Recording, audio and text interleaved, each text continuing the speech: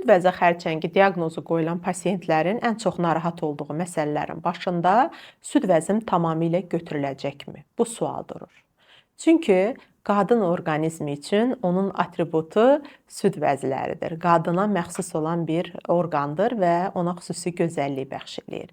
Və mən də bir onkoloq, mammoloq kimi hər zaman çalışıram ki, xanımların süd vəzlərini qoruyum.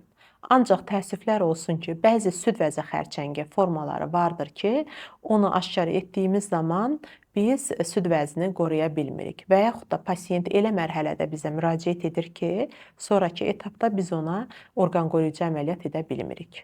Ancaq yenə də bunun da çarəsi var, əziz xanımlar. Çünki orqan qoruyucu əməliyyat edə bilməsək də biz yenidən süd vəzini formalaşdıra bilirik.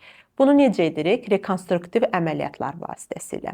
Yəni, sizin öz toxumanızdan istifadə edərək sizə yeni süd vəzi formalaşdıra bilirik və yaxud da süd vəzi daxilinə xüsusi məhsullar qoymaqla, məsələn, ekspanderlərdən istifadə edərək yenidən süd vəzi formalaşdırırıq və ikincili əməliyyat vasitəsilə daha gözəl və sizə yaraşan bir süd vəzi yenidən formalaşdırmaq mümkün olur.